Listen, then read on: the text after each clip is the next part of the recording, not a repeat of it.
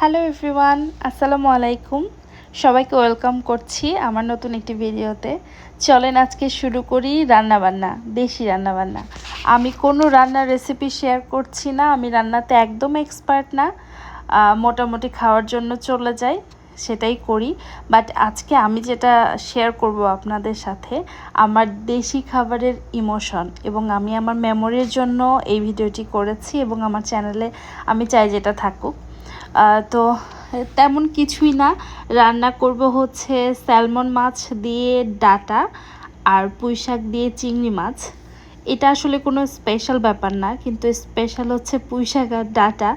এটা আমাকে একটা ভাবি দিয়ে গিয়েছে, তার ব্যাকয়ার্ডে আছে আর কি, সেখান থেকেই তার গার্ডেন থেকে দিয়ে গিয়েছে। আসলে দেশে ফ্রেশ, আমি তো পুঁই শাক খাই নাই এখানে আসার পরে, আমার মনে পড়ে না।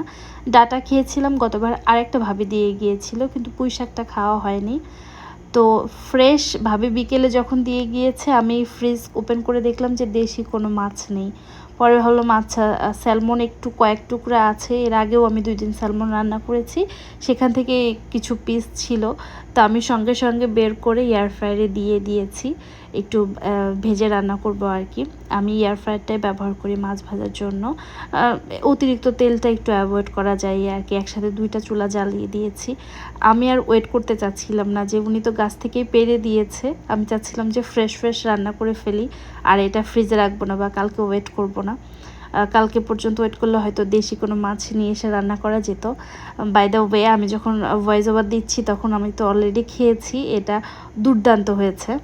আসলে যারা দেশে আছে তাদের কাছে এটা হাস্যকর মনে হবে এবং মনে হবে যেটা আসলে কিছুই না, কিন্তু আমরা তো আসলে দেশ থেকে ফ্রোজেন খাবার দাবার আসে অনেক দিন পর, বছরখানেক 6 মাস পর সেই ফ্রোজেন খাবারগুলো খাই।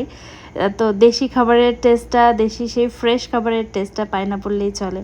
আমার মনে আছে ছোটোবেলায় যখন মা পুঁই শাক বা এই যে ডাঁটার তরকারি এগুলো যখন রান্না করতো, আমাকে ডিম ভাজি করে দিত, কারণ আমি এগুলো একদমই পছন্দ করতাম না। সেই অপছন্দের খাবারটাই বিদেশে এসে পছন্দ হয়ে গিয়েছে।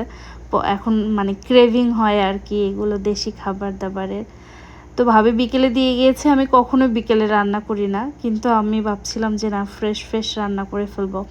আসলে হয়েছে যে গতকালকে ভাবি এসেছিল আমাদের বাসায়। তো গল্প করতে করতে বলছিল যে তাদের ব্যাকইয়ার্ডে ওনারা অনেক ভেজিটেবল করেছেন, গার্ডেনিং করেছেন আর কি। আর আমার মেয়েকে যেটা বলেছে সেটা হচ্ছে ওনাদের 2টা অ্যাপল গাছ আছে, তো অনেক অ্যাপল ধরেছে। তো এখন আমার মেয়ে তো বায়না শুরু করেছে যে অ্যাপল দেখতে যাবে সে। তো ভাবির বাসা একদম আমার বাসার পাশে, মানে আমাদের নেইবারহুডে। তো বিকেলবেলা ওকে নিয়ে ঘুরতে গিয়েছি, তো যেয়ে দেখে অনেক ভেজিটেবল অ্যাপল ট্যাপল দেখলাম। তো পরের দিনে ভাবি এসে আবার দিয়ে গিয়েছে আর কি। আমি তখনই রান্না করতে লেগে পড়েছি আর কি। তো আমি মশলা টশলা কষাইছি, একসাথেই 2টা বসাই দিছি রান্না। যেহেতু সন্ধ্যা, বললাম যে রাত হয়ে যাচ্ছিল। আমি প্রথমে ডাঁটা আলু এগুলো মশলার সাথে কষিয়ে নিয়েছি, ওইদিকে চিংড়ি মাছ, তারপরে ওই যে পুঁই শাকের যে ডাঁটাগুলো, আলু এগুলো একটু কষিয়ে নিয়েছি। শাক হইতে তো বেশি সময় লাগবে না, মানে এগুলো সব সেদ্ধ হয়ে যাওয়ার পরে তারপরে শাকটা দিয়ে নিব। আর ওইদিকে ডাঁটাও তাই, একটু কষিয়ে ভালো সুন্দর মতো কষিয়ে নিয়ে ঝোলের পানি দিয়ে মাছগুলো দিয়ে দিব। দ্যাটস এটা এটা আসলে খুবই নর্মাল একটা রান্না, খুবই ইজি এবং সবাই পারে আমি জানি। তো চলেন ভাবিদের গার্ডেন থেকে ঘুরে আসি।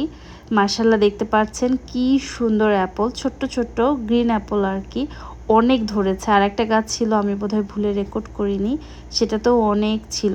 আমার মেয়ে তো খুব খুশি অ্যাপল গাছ দেখে।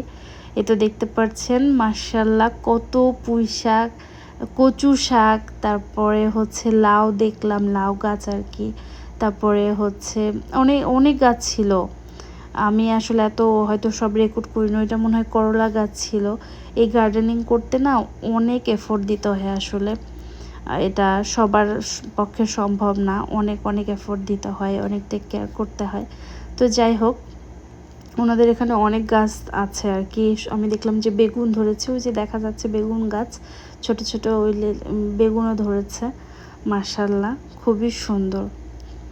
আর ওনাদের ব্যাকয়ার্ডে অল্প জায়গা, বাট ওনারা বেশ কিছু গাছ লাগিয়েছে আর কি, মরিচ গাছও ছিল। তো চলেন ব্যাক করি আমার রান্নায়। এই যে মশলা কষিয়ে নেওয়ার পরে আমি শাক দিয়ে দিচ্ছি এখানে। শাক হতে তো আর বেশিক্ষণ সময় লাগবে না, তাড়াতাড়ি হয়ে যাবে। এদিকে আমার ডাটাটাও কষে গিয়েছে, এখন আমি ঝোলের পানি দিব। খুব ইচ্ছা করছিল যে ঝোল ঝোল করে রান্না করতে।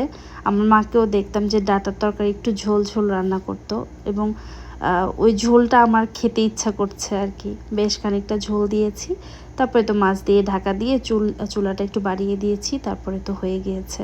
আমি অলরেডি ওভেনে ভাত গরম করতে দিয়েছি, যে একদম ধোয়া ওঠা গরম তরকারি আর এবং গরম ভাত জাস্ট জমে যাবে আর কি, আলহামদুলিল্লাহ। আর আমি জানি ভাবি আমার ভিডিও দেখে, আমি জানি না এই ভিডিও দেখবে কি না। ভাবি, আপনি যদি ভিডিওটা দেখে থাকেন, thank you so much, thank you so so so much. আলহামদুলিল্লাহ, অনেক অনেক খুশি হয়েছি ভাবি। আর আপনাকে আসলে সত্যি মন থেকে আপনার জন্য দোয়া, আপনার গার্ডেনিং আরও ভালো হোক। আর আপনাদের ভিডিওটি কেমন লাগলো অবশ্যই জানাবেন, আর কেমন ধরনের ভিডিও দেখতে চান সেটাও জানাবেন। Thank you so much. দেখা হবে অন্য ভিডিওতে। আল্লাহ হাফেজ, আসসালামু আলাইকুম।